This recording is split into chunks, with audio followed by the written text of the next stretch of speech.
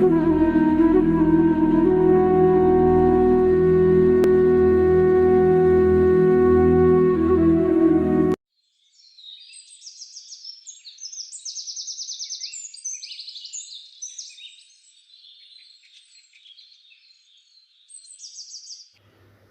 Hello good morning friends. ಇವತ್ತು ನಾನು weight loss challenge ತೊಗೊಂಡಿರೋದ್ರಿಂದ ಎವ್ರಿ ಡೇ ಎಕ್ಸಸೈಸ್ನೂ ಕೂಡ ನಾನು ಬಿಡ್ತಾಯಿಲ್ಲ, ಚೆನ್ನಾಗಿ ಸ್ಟಾರ್ಟ್ ಮಾಡಿಕೊಂಡು ಡಯಟ್ ಪ್ಲ್ಯಾನ್ ಮಾಡಿದ್ದೀನಿ. ತಾನು ಕೂಡ ಇಲ್ಲೇ ಬಂದಿದ್ಲು, ಸ್ವಲ್ಪ ಒಂದೆರಡು ದಿನ ಇರ್ತೀನಿ ಅಂತ. ಹಾಗೆ ಬೆಳಗ್ಗೆ ಎದ್ದು ರಂಗೋಲಿಯನ್ನು ಬಿಡಿಸಿ ಅದಾದ ನಂತರ ಆ್ಯಸ್ ಯೂಶುವಲ್ ನಮ್ಮ ದಿನನಿತ್ಯ ಶುರು ಆಯಿತು. ಸೊ ರಂಗೋಲಿ ಕೂಡ ಹಾಕಿದೆ. ಇದು ದಿನನಿತ್ಯದ ಒಂದು ಪ್ರಕ್ರಿಯೆ. ಸೊ ಅದನ್ನೆಲ್ಲ ಡೀಟೇಲಾಗಿ ತೋರ್ಸೋಕ್ಕೆ ಹೋಗಿಲ್ಲ. ಈಗ ಇದೆಲ್ಲ ಕೆಲಸ ಮುಗಿದಾದ್ಮೇಲೆ ನಂತರ ಮತ್ತು ನಾನು ಇವತ್ತು ಯಾವುದೇ ರೀತಿ ಹೊಸ ರೆಸಿಪಿಗಳನ್ನ ಶೇರ್ ಮಾಡೋಕ್ಕಾಗಲಿಲ್ಲ. ಕೆಲವು ಮಾತ್ರ ಒಂದು ಮಿಲ್ಕ್ ಶೇಕ್ಗಳನ್ನು ಮಾತ್ರ ಶೇರ್ ಮಾಡಿದ್ದೀನಿ. ಖಂಡಿತ ನಿಮ್ಗೆ ಇಷ್ಟ ಆಗುತ್ತೆ ನೋಡಿ ಇವತ್ತಿನ ಬ್ಲಾಗು. ರಂಗೋಲಿ ಕೆಲಸ ಎಲ್ಲ ಮುಗೀತು. ಆದ ನಂತರ ಮತ್ತೆ ನಾನೀಗ ಅಡುಗೆ ಮನೆಗೆ ಬಂದು ಚಪಾತಿ ಮಾಡ್ತಾಯಿದ್ದೀನಿ. ಆಲ್ರೆಡಿ ಗ್ರೇವಿ ಇತ್ತು, ಹಾಗಾಗಿ ನಾನು ಅದಕ್ಕೆ ಚಪಾತಿ ಮಾಡೋಣ ಅಂತ ಬ್ರೇಕ್ಫಾಸ್ಟ್ ಮಾಡ್ಕೋತಾ ಇದ್ದೀನಿ. ಸೊ ಅದಾದ ನಂತರ ಆ್ಯಸ್ ಯೂಶುವಲ್ ಬಿಸಿನೀರು ಕುಡಿಯೋ ಅಭ್ಯಾಸ ಅಂತೂ ಇದೆ.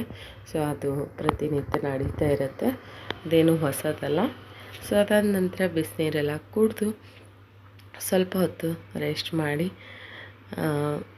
ಅದು ಒಂದು ಕೆಲಸ ಬೆಳಗ್ಗೆ ಎದ್ದ ತಕ್ಷಣ ಫಸ್ಟು ಮಾಡೋವಂಥ ಕೆಲಸ. ಸೊ ಬಿಸಿನೀರು ಕುಡಿಯೋದ್ರಿಂದ ತುಂಬಾ ಹೆಲ್ತ್ ಬೆನಿಫಿಟ್ ಇದೆ. ಸೊ ಆಲ್ಮೋಸ್ಟ್ ಎಲ್ಲರೂ ಕುಡಿತೀರಾ ಅಂತ ಅಂದ್ಕೊಂಡಿದ್ದೀನಿ. ಯಾರು ಈ ಬಿಸಿನೀರು ಕುಡಿಯೋ ಅಭ್ಯಾಸ ಎಲ್ಲ ಖಂಡಿತ ಅಭ್ಯಾಸ ಮಾಡ್ಕೊಳ್ಳಿ. ಮಾರ್ನಿಂಗ್ ಎದ್ದ ತಕ್ಷಣ ಬ್ರಷ್ ಮಾಡಿದ ತಕ್ಷಣ 1 ಲೋಟ ಬಿಸಿನೀರು ನಿಮಗೆ ಹೆಲ್ತ್ಗೆ ತುಂಬಾ ಬೆನಿಫಿಟ್ ಕೊಡುತ್ತೆ ಅಂತ ಹೇಳ್ತಾ, ಈಗ ನಮ್ಮ ಮನೆಯವ್ರಿಗೂ ಕೂಡ ಬಿಸಿನೀರು ಕೊಡೋಕ್ಕೆ ಅಂತ ಹೊರಟೆ.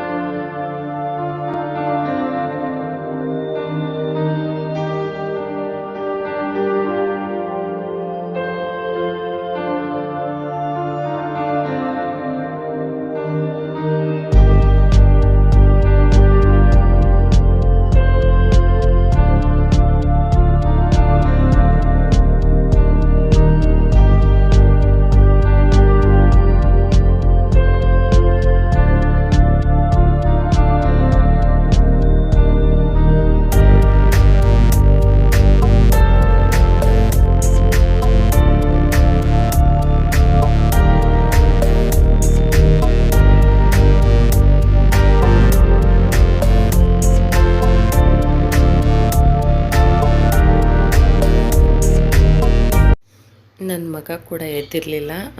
ನನಗೆ ಬೆಳಗ್ಗೆ ಅವ್ನು ಬೇಗ ಎದ್ರೇ ಒಳ್ಳೆಯದು. ಯಾಕಂದರೆ ಹಾಲು ತರೋದೇ ಅವನು ನಮ್ಮ ಮನೆಗೆ. ಹಾಲು ತರೋದು, ಕಸ ಇಟ್ಟು ಬರೋದು, ಅಂದರೆ ಸಣ್ಣ ಪುಟ್ಟ ಹೆಲ್ಪ್ ಮಾಡ್ತಾನೆ, ಕೆಲಸಗಳನ್ನು ಮಾಡ್ತಾನೆ. ಹಾಗಾಗಿ ಸ್ವಲ್ಪ ಅವನಿಗೆ ಪಕ್ಕದಲ್ಲಿ ಹೋಗಿ ಎಬ್ಬಿಸ್ಬೇಕು. ಚಿಕ್ಕ ಮಕ್ಕಳಲ್ವ, ಸ್ವಲ್ಪ ನಿದ್ದೆ ವಯಸ್ಸು, ಬೇಗ ಎದ್ದೇಳಲ್ಲ. ಹೇಗೋ ಮುದ್ದು ಮಾಡಿ ದಿನ ಇದೊಂದು ನನಗೂ ರೂಟೀನ್ ಇದು. ಬೆಳಗ್ಗೆ ಎದ್ದು ಅವ್ನಿಗೊಂದ್ಸೂರು ಮುದ್ದು ಮಾಡೋದು, ಹಿಂಗೋ ಏನೋ ಒಂದು ನೈಸ್ ಹೊಡೆದ್ಬಿಟ್ಟು ಎಬ್ಬಿಸ್ಬೇಕು. ಸೊ ಈಗ ಎಲ್ಲ ನೈಸ್ ಮಾಡಾಯಿತು, ಮಗನ್ನ ಮುದ್ದು ಮಾಡಾಯಿತು, ಎಬ್ಬಿಸ್ತಾ ಇದ್ದೀನಿ. ಬಟ್ ನಾವೇ ಹೋಗಿ ಹಾಲು ಎಲ್ಲ ತರ್ಬೋದು. ಬಟ್ ಮಕ್ಕಳಿಗೂ ಕೂಡ ಇವಾಗಿಂದ ನಾವು ಸಣ್ಣ ಪುಟ್ಟ ಕೆಲಸಗಳನ್ನು ಮಾಡೋಕ್ಕೆ ಹೇಳಿಕೊಟ್ರೆ ಅವರು ಕೂಡ ಕಲಿತಾರೆ. ಅವ್ರು ದೊಡ್ಡವರಾದಮೇಲೆ ನಾವು ಬಗ್ಸೋಕ್ಕೆ ಹೋದರೆ ಬಗ್ಗೋದಿಲ್ಲ. ಅದಕ್ಕೆ ಹೇಳಿದ್ದಾರೆ ದೊಡ್ಡವರು, ಗಿಡವಾಗಿ ಬಗ್ಗದು ಮರವಾಗಿ ಬಗ್ಗಿದ್ದೆ ಅಂಥೇಳಿ. ಸೊ ಚಿಕ್ಕ ವಯಸ್ಸಲ್ಲಿ ನಾವು ಏನೇನು ಅವ್ರನ್ನ ತಿದ್ದೋಕ್ಕೆ ಸಾಧ್ಯನೋ ಅದು ನಮ್ಮ ಕೈಯಲ್ಲಿ ಆದದ್ದನ್ನ ನಾವು ಪ್ರಯತ್ನ ಪಡಬೇಕು. ಮಕ್ಕಳು ಒಂದು ಬೆಳವಣಿಗೆಗೆ ತಂದೆ ತಾಯಿ ಪಾತ್ರ ತುಂಬಾ ಮುಖ್ಯ ಆಗಿರುತ್ತೆ. ಸೊ ಇವಾಗೇನು ನಾವು ಸಂಸ್ಕಾರಗಳನ್ನು ಹೇಳಿಕೊಡ್ತೀವೋ ಅದು ಕಂಟಿನ್ಯೂಟಿ ಆಗುತ್ತೆ. ಪ್ರತಿದಿನ ಬೆಳಗ್ಗೆ ಎದ್ದು ನನ್ನ ಮಗನಿಗೆ, ನಮ್ಮ ಮನೆಯವ್ರಿಗಾಗಲಿ ನನಗಾಗಲಿ ಕಾಲಿಗೆ ನಮಸ್ಕಾರ ಮಾಡಿ ಆಶೀರ್ವಾದ ತಗೊಳ್ಳೋ ಒಂದು ಸಂಸ್ಕಾರನ ನಾನು ಈಗ 1 ವರ್ಷದ ಹಿಂದೆಯಿಂದನೇ ಹೇಳ್ಕೊಟ್ಟಿದ್ದೀನಿ. ನಮ್ಮ ಹಸ್ಬೆಂಡಿಗೆ ಲಂಚ್ ಬ್ಯಾಗ್ ಕಳಿಸ್ಬಿಟ್ರೆ ನನಗೆ ಒಂದು ಅರ್ಧ ರಿಲ್ಯಾಕ್ಸ್ ಅನಿಸುತ್ತೆ ಮೈಂಡು. ಅವರು 8 ಗಂಟೆಗೆ ಹೊರಟು ಬಿಡ್ತಾರೆ. ಸೊ ಫಸ್ಟು ಪ್ರಯಾರಿಟಿ ಕೊಡೋದು ನಾನು ಯಾಕಂದರೆ 1 ನಿಮಿಷ ಲೇಟ್ ಆಗಿಬಿಟ್ರು ಅವ್ರ ಊಟಕ್ಕೆ ತೊಂದರೆ ಆಗುತ್ತೆ, ಮಾರ್ನಿಂಗ್ ಬ್ರೇಕ್ಫಾಸ್ಟಿಗೆ ತೊಂದರೆ ಆಗುತ್ತೆ. ಸೊ 2 ಟೈಮ್ ಅವ್ರು ಅಲ್ಲೇ ತೊಗೊಂಡು ಹೋಗ್ತಾರೆ. ಟೈಮ್ ಇದ್ದರೆ ಮಾತ್ರ ತಿಂತಾರೆ. 8 ಗಂಟೆ ಒಳಗಡೆ ಬ್ರೇಕ್ಫಾಸ್ಟ್ ತಿನ್ನೋಕ್ಕಾಗಲ್ಲ. ಸೊ ಹಾಗಾಗಿ ಚಪಾತಿ ಮಾಡಿದಾಗ ಒಂದು 6 ಚಪಾತಿ 2 ಟೈಮ್ಸ್ 3 ಅಂತ ಕ್ಯಾಲ್ಕುಲೇಟ್ ಮಾಡ್ಕೊಂಡು ತಿಂತಾರೆ. ರೈಸ್ ಮಾಡಿದಾಗ 2 ಬಾಕ್ಸ್ ಹಾಕ್ತೀನಿ, ರೈಸ್ ಐಟಮ್ ಏನಾದ್ರು ಮಾಡಿದಾಗ. ಸೊ ಸೈಡ್ ಡಿಶ್ ಹಾಕಿರ್ತೀನಿ ಏನಾದರೂ ಫ್ರೂಟು ಎಲ್ಲ. ಹಾಲು ತೊಗೊಂಬರೋ ಸ್ವಲ್ಪ ಇದೆ, ಯಾಕೆ ಇನ್ನೂ ಕಾಯಿಸಿಲ್ಲ. ಸೊ ಇನ್ನು ನಾಳೆಯಿಂದ ನನಗೂ ಸ್ಕೂಲ್ ಸ್ಟಾರ್ಟ್ ಆಯಿತು. ನಿಜವಾಗ್ಲೂ ಕಷ್ಟ ಆಗುತ್ತೆ ವೀಡಿಯೋ ಮಾಡಿಕೊಂಡು. ವೀಡಿಯೋ ಅಂದರೆ ಕ್ಯಾಮ್ರಾ ಸೆಟ್ ಮಾಡಿ ವೀಡಿಯೋ ಮಾಡೋದಿದೆಯಲ್ವ, ಅದು ತುಂಬಾ ರಿಸ್ಕ್ ಇರುತ್ತೆ. ಬಟ್ ತುಂಬ ಇಷ್ಟಪಟ್ಟು ಮಾಡ್ತಾಯಿದ್ದೀನಿ. ನೀವೆಲ್ಲ ಚೆನ್ನಾಗಿ ಸಪೋರ್ಟು ಕೊಡ್ತಾಯಿದ್ದೀರಾ. ಹೀಗೆ ಸಪೋರ್ಟ್ ಕೊಡಿ. ಖಂಡಿತವಾಗ್ಲೂ ಇನ್ನೂ ಒಳ್ಳೊಳ್ಳೆ ವೀಡಿಯೋ, ಒಳ್ಳೊಳ್ಳೆ ಇನ್ಫಾರ್ಮೇಟಿವ್ ವೀಡಿಯೋಗಳನ್ನು ಶೂಟ್ ಮಾಡೋಕ್ಕೆ ಟ್ರೈ ಮಾಡ್ತೀನಿ. ಸೊ ನಮ್ಮ ಲೈಫ್ ಸ್ಟೈಲನ್ನು ನಾನು ನಿಮಗೆ ತೋರಿಸ್ತಾ ಇದ್ದೀನಿ. ಇದು ಯಾವುದು ವೀಡಿಯೋಗೋಸ್ಕರ ಮಾಡ್ತಾ ಇರೋದಲ್ಲ, ನಾವು ಬದುಕ್ತಾ ಇರೋ ರೀತಿನೇ ಆಗಿರೋದು. ಅದನ್ನು ನಿಮ್ಮ ಮುಂದೆ ಅದು ದಿನ ತೋರಿಸ್ತೇ ನಡೀತಾ ಇತ್ತು, ಇವಾಗ ವಿಡಿಯೋ ಮುಖಾಂತರ ತೋರಿಸ್ತಾ ಇದ್ದೀವಿ. ಸೊ ಪ್ರೀತಿ, ವಿಶ್ವಾಸ, ನಂಬಿಕೆ ಇದೆಲ್ಲ ಹುಟ್ಟಬೇಕು. ಆವಾಗಲೇ ಒಂದು ಸಂಸಾರ ಸುಖವಾಗಿ ಕಾಣೋದು. ಇಲ್ಲಾಂದರೆ ಆ ಸಂಸಾರಕ್ಕೆ ಅರ್ಥ ಇರಲ್ಲ. ಸೊ ನನ್ನ ಮನೆ, ನನ್ನ ಗಂಡ, ನನ್ನ ಸಂಸಾರ, ಆ ಕಾಳಜಿ ಒಂದು ಗೃಹಿಣಿಗಿದ್ರೆ ಗೃಹಿಣಿ ಕೈಯಿಂದ ಏನು ಬೇಕಾದರೂ ಮಾಡೋಕ್ಕೆ ಸಾಧ್ಯ. ಸೊ ಒಬ್ಬಳು ಗೃಹಿಣಿ ಆದವಳು ಅಷ್ಟು ಪ್ರೀತಿ, ವಿಶ್ವಾಸ ಅಲ್ಲ. ಮತ್ತು ನೀವು ಪ್ರೀತಿಸೋಕೆ ಕಲೀರಿ, ಆವಾಗ ನಿಮ್ಮ ಕುಟುಂಬನೂ ನೀವು ಪ್ರೀತಿಸೋಕೆ ಕಲಿತೀರ. ಸೊ ಏನೋ ಒಂದು ಸಣ್ಣ ಪುಟ್ಟ ಮಿಸ್ಅಂಡರ್ಸ್ಟ್ಯಾಂಡಿಂಗ್ ಬರುತ್ತೆ, ಬೇಜಾರುಗಳು ಬರುತ್ತೆ, ಅದೆಲ್ಲನೂ ಹೋಗಲಾಡಿಸಿ ಕುಟುಂಬಕ್ಕೋಸ್ಕರ ನಾವು ಶ್ರಮ ಪಡ್ತೀವಲ್ಲ, ಅದು ಕೊನೆವರೆಗೂ ಉಳಿಯುವಂಥದ್ದು. ಒಂದು ಸಂಸಾರನ ಉಳಿಸೋದು ಅಥವಾ ಅದನ್ನು ಹಾಳು ಮಾಡೋದು ಎರಡೂ ಕೂಡ ಹೆಣ್ಣಿನ ಕೈಯಲ್ಲಿರುತ್ತೆ. ಸೊ ಆದಷ್ಟು ನಮ್ಮನ್ನು ಅರ್ಥ ಮಾಡ್ಕೊಳ್ಳೋಂಥ ಜೀವ ಸಿಕ್ಕಾಗ ಅವರಿಗೂ ನಾವು ಅಷ್ಟೇ ಕೃತಜ್ಞರಾಗಿ ನಮ್ಮ ಜೀವನನ ಸಾಗಿಸ್ಬೇಕು. ಇವಾಗ ಅವ್ರದ್ದೆಲ್ಲ ಆಯಿತು, ಕೆಲಸ ಹೋದರು, ಲಂಚ್ ಬಾಕ್ಸ್ ಎಲ್ಲ ರೆಡಿ ಮಾಡಿಬಿಟ್ಟು ಈಗ ನನಗೆ ಟೀ ಮಾಡ್ಕೊತಾ ಇದ್ದೀನಿ. ಸೊ ನೋಡ್ತಾ ಇರ್ಬೋದು, ಟೀಗಿಟ್ಟೆ. ಟೀಗಿಟ್ಟಿದ್ದೀನಿ. ನನಗೆ ಟೀ ಬೇಕೇ ಬೇಕು. ಟೀ ಇಲ್ಲಾಂದರೆ ಅವತ್ತಿನ ದಿನ ಫ್ರೆಶ್ ಅನಿಸಲ್ಲ, ಅದೇನೋ ಗೊತ್ತಿಲ್ಲ. ನನಗೊಂಥರ ಟಾನಿಕ್ ಇದ್ದಂಗೆ ಟೀ. ಸೊ ಟೀ ಕುಡಿದ್ರೆ ನನ್ನ ಮೂಡ್ ಫ್ರೆಶ್ ಆಗಿರುತ್ತೆ. ಸೊ ಆ್ಯಕ್ಚುಲಿ ಫಸ್ಟ್ ಟೀ ಕುಡಿತಿದ್ದೆ, ಬಿಸಿನೀರು ಕುಡಿದಾದ್ಮೇಲೆ ಈಗ ಟೀ ಕುಡಿ ಅಭ್ಯಾಸ ಮಾಡ್ಕೊಂಡ್ಬಿಟ್ಟಿದ್ದೀನಿ ತುಂಬ ವರ್ಷಗಳಿಂದ. ಸೊ ಹಂಗಾಗಿ ಬಿಸಿನೀರು ಕುಡಿದು ಒಂದು ಅರ್ಧ ಅವರ್ಗೆ ನಾನು ಟೀ ಕುಡಿತೀನಿ. ಈಗ ಟೀ ಕುಡಿದ್ಬಿಟ್ಟು ನನ್ನ ಮಗನಿಗೆ ಏನಾದರೂ ಮಿಲ್ಕ್ ಶೇಕು ಏನೋ ಒಂದು ಮಾಡಬೇಕು. ಯಾವ ಓರಿಯೋ ಶೇಕ್ ಬೇಕು ಅಂತ ನಿನ್ನೆಯಿಂದ ಕೇಳ್ತಾ ಇದ್ದಾನೆ. ಸೊ ನೋಡೋಣ, ಅವನಿಗೆ ಓರಿಯೋ ಶೇಕ್ ಮಾಡಿಕೊಟ್ಟು ಒಂದು ಆಮ್ಲೆಟ್ ಹಾಕ್ಕೊಡ್ತೀನಿ.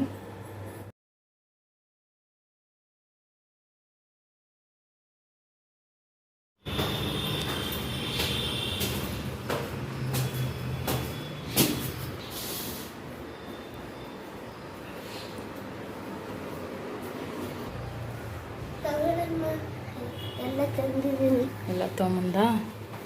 Good, thank you. ನಾನೇನು ವಿಶೇಷವಾದಂಥದ್ದು ಏನೋ ತೋರಿಸ್ತಾ ಇಲ್ಲ ರೆಸಿಪಿಲಿ, ಆಮ್ಲೆಟ್ ಮಾಡ್ತಾಯಿದ್ದೆ. ಸೊ ನಾನು ತನು ಓಂಕಾರ 3 ಜನ ಮನೇಲಿರೋದ್ರಿಂದ ಬ್ರೇಕ್ಫಾಸ್ಟಿಗೆ ಇವತ್ತೊಂದು ಮಿಲ್ಕ್ ಶೇಕು ಏನಾದ್ರು ಶೇಕ್ ಮಾಡ್ಕೊಂಬಿಟ್ಟು ಅದಕ್ಕೆ ಜೊತೆಗೆ ಸ್ವಲ್ಪ ಸೈಡ್ಗೆ ಆಮ್ಲೆಟ್ ತಿನ್ನೋಣ ಅಂಥೇಳಿ ಇಲ್ಲಿ ಆಮ್ಲೆಟ್ಗೆ ರೆಡಿ ಮಾಡ್ತಾಯಿದ್ದೀನಿ. ಸೊ ಒಂದು 3 ಮೊಟ್ಟೆನ ಹಾಕ್ಕೊಂಡು ಚೆನ್ನಾಗಿ ಬೀಟ್ ಮಾಡ್ಕೊಳ್ತಾ ಇದ್ದೀನಿ. ಎಲ್ಲರಿಗೂ ಗೊತ್ತಿರುತ್ತೆ ಸಾಮಾನ್ಯವಾಗಿ ಆಮ್ಲೆಟ್ ಮಾಡೋದು, ಹೊಸ್ದಾಗಿ ನಾನೇನು ಮಾಡಲ್ಲ. ನೀವು ಹೇಗೆ ಮಾಡ್ತೀರೋ ಹಾಗೆ ಆಮ್ಲೆಟನ್ನು ಹಾಕೋದು. ಅದರಲ್ಲಿ ಏನು ಡಿಫ್ರೆನ್ಸು ಅಥವಾ ಬೇರೆ ಥರ ಬೇರೆ ಸ್ಟೈಲಲ್ಲಿ ನಾನು ಕೂಡ ಏನೂ ಮಾಡಲ್ಲ. ಸೊ ಇವತ್ತಿನ ಬ್ರೇಕ್ಫಾಸ್ಟ್ಗೆ ಅಂತೇಳಿ ಮಕ್ಕಳು ಇಷ್ಟಪಟ್ಟು ತಿಂತಾರಲ್ವ, ಅವಳು ತನು ಬೇರೆ ಇಲ್ಲೇ ಇದ್ದಾಳೆ. ಸೊ ಅವಳು ಎಕ್ಸಾಮ್ ನಡೀತಾ ಇದೆ, ಇಂಟರ್ನಲ್ ಟೆಸ್ಟು, ಒಂಚೂರು ಓದ್ಕೊಳ್ಳೋಕ್ಕೆ ರಿಲ್ಯಾಕ್ಸ್ ಬೇಕು ಅಂಥೇಳಿ ಇಲ್ಲೇ ಬಂದಿದ್ದಾಳೆ. ಸೊ ಅವಳು ಇರೋದ್ರಿಂದ ಇಬ್ಬರು ತಿಂತಾರೆ ಅಂಥೇಳಿ ನಾನಿವತ್ತು ಆಮ್ಲೆಟ್ನ ಹಾಕಿದ್ದೆ. ಅದನ್ನೇನು ರೆಸಿಪಿನ ನಾನು ಹೇಳೋಕ್ಕೆ ಹೋಗಲ್ಲ, ಗೊತ್ತಿರುತ್ತೆ.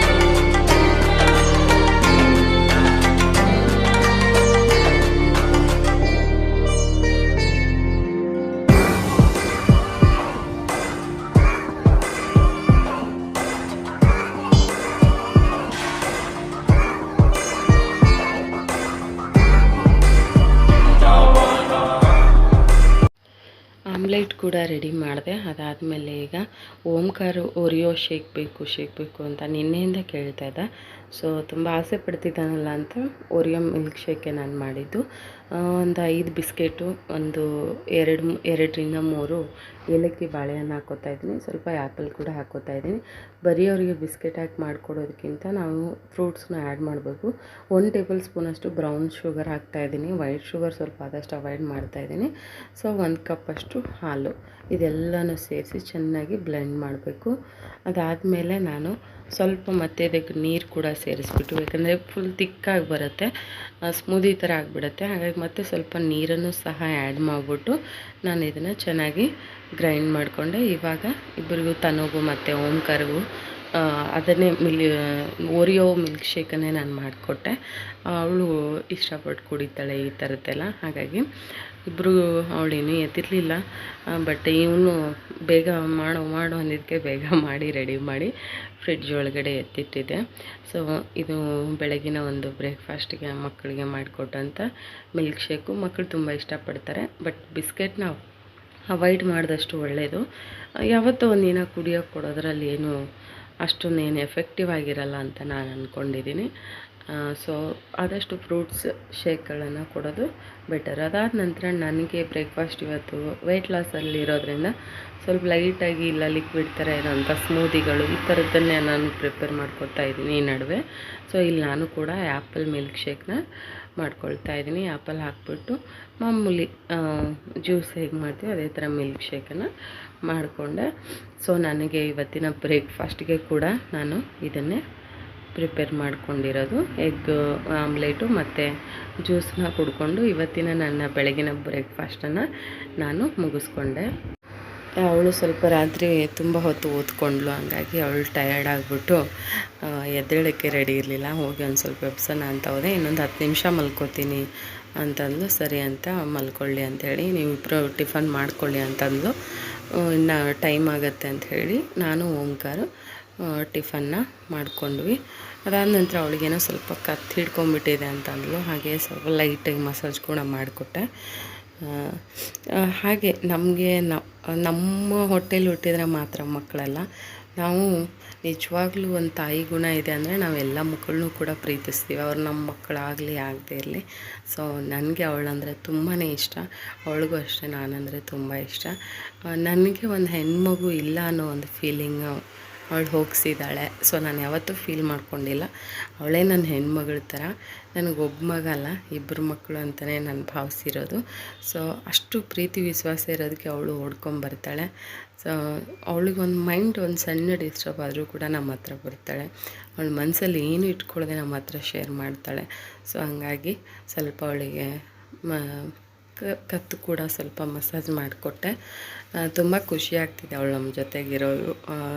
ಡೇ ಟೈಮಲ್ಲಿ ಬಂದು ಜಾಸ್ತಿ ಇರೋಳು, ನೈಟ್ ಅಷ್ಟಕ್ಕಷ್ಟೇ. ಬಟ್ ನನ್ನ ಜೊತೆಗೆ ಒಂದು 2-3 ದಿನ ಟೈಮ್ ಸ್ಪೆಂಡ್ ಮಾಡಿದ್ದು ತುಂಬಾ ಖುಷಿ ಆಯಿತು. ಇನ್ನು ಮನೇಲಿ ನಮ್ಮ ಜೊತೆನೇ ಇದ್ದಾಳೆ ಸದ್ಯಕ್ಕೆ. ನಾವು ಯಾರಿಗೆ ಪ್ರೀತಿ ವಿಶ್ವಾಸ ತೋರಿಸ್ತೀವೋ ಅವ್ರು ಯಾವಾಗಲೂ ನಮ್ಮವರೇ ಆಗ್ತಾರೆ. ಅದಾದ ನಂತರ ಅವಳು ಸಾಮಾನ್ಯವಾಗಿ ನಮ್ಮ ಮನೆಗೆ ಬಂದರೆ ನಾನು ಬಿಡೋದಿಲ್ಲ, ತಲೆಗೆ ಎಣ್ಣೆ ಹಾಕ್ಕೊಳ್ಳಲ್ಲ ಅವಳು. ಹಾಗಾಗಿ ಸ್ವಲ್ಪ ಚೆನ್ನಾಗಿ ತಲೆಗೆ ಎಣ್ಣೆ ಹಾಕಿಬಿಟ್ಟು ಚೆನ್ನಾಗಿ ಮಸಾಜ್ ಮಾಡಿಕೊಟ್ಟು ತಲೆ ಸ್ನಾನ ಮಾಡಿಸ್ದೆ. ಅವ್ರ ಅಮ್ಮನ ಮಾತು ಕೇಳಲ್ಲ ಅವಳು, ಅಲ್ಲಿ ತಲೆಗೆ ಎಣ್ಣೆ ಹಾಕಿಸ್ಕೊಳ್ಳಲ್ಲ. ಹಾಗಾಗಿ ನಾನು ಬಿಡಲಿಲ್ಲ, ಹಿಡಿದ್ಬಿಟ್ಟು ಕೂಡಿಸಿ ಸ್ವಲ್ಪ ತಲೆಗೆಲ್ಲ ಎಣ್ಣೆ ಹಾಕಿ ಚೆನ್ನಾಗಿ ಮಸಾಜ್ ಮಾಡಿ ಅವಳಿಗೊಂದು ರಿಲ್ಯಾಕ್ಸೇಷನ್ ಸಿಗುತ್ತೆ. ಸ್ಟ್ರೆಸ್ ಆಗಿರ್ತವೆ ಮಕ್ಕಳು, ಕಾಲೇಜು ಅದು ಇದು ಅಂಥೇಳಿ. ಹಾಗಾಗಿ ಚೆನ್ನಾಗಿ ಅವಳಿಗೆ ಎಣ್ಣೆ ಹಾಕಿ ಎಲ್ಲ ಮಸಾಜ್ ಮಾಡಿ ಇವತ್ತು ಅವಳಿಗೆ ತಲೆ ಸ್ನಾನ ಕೂಡ ಮಾಡಿಸ್ದೆ.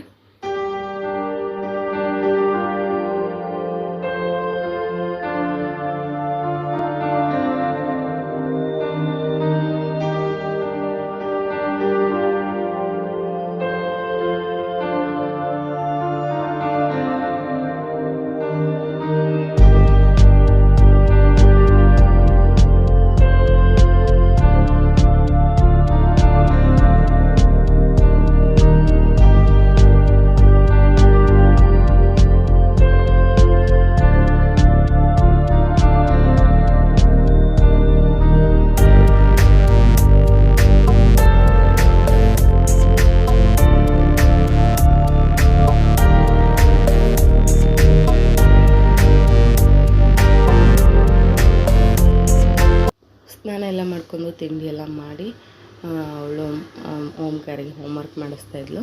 ಸೊ ಅದಾದ ನಂತರ ಮೀಶೋಯಿಂದ ನನಗೆ ಇದು ಸ್ಟ್ರಿಪ್ ರೋಪ್ LED ಲೈಟ್ ಬಂತು. ಸೊ ಅದನ್ನು ಕೂಡ ಈ ವಿಂಡೋಗೆ ಡೆಕೋರ್ ಮಾಡೋದಿದೆ ಅಂತ ಹೇಳಿದ್ನಲ್ವ, ಸೊ ಅದನ್ನು ಇವಾಗ ಇಲ್ಲಿ ಮಾಡ್ತಾಯಿದ್ದೀನಿ.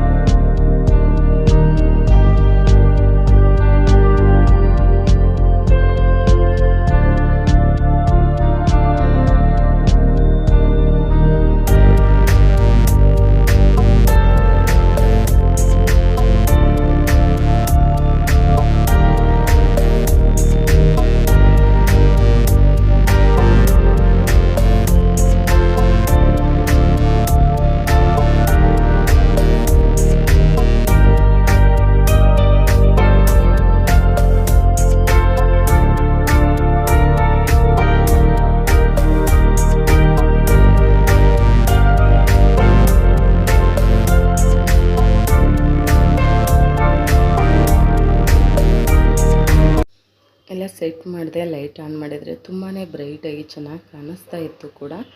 ನಾನು ಒಳಗಡೆ ಅಡುಗೆ ಮನೆ ಲೈಟ್ ಆಫ್ ಮಾಡಿಬಿಟ್ಟು ಆನ್ ಮಾಡಿರೋದು. ಇದು ಒಂಥರ ನೈಟ್ ಟೈಮ್ ತುಂಬ ಒಳ್ಳೆ ಲುಕ್ ಕೊಡ್ತಾ ಇದೆ. ತುಂಬಾ ಚೆನ್ನಾಗಿ ಡೆಕೋರೇಟಿವ್ ಆಗಿ ಕೂಡ ಇತ್ತು. ಸೊ ಇವತ್ತಿನ ವ್ಲಾಗ್ಸ್ ಇದೇ ಆಗಿತ್ತು. ಸೊ ನೆಕ್ಸ್ಟು ಇನ್ನೂ ಚೆನ್ನಾಗಿ ವೀಡಿಯೋಗಳು ಮಾಡೋಕ್ಕೆ ಟ್ರೈ ಮಾಡ್ತೀನಿ. Thank you.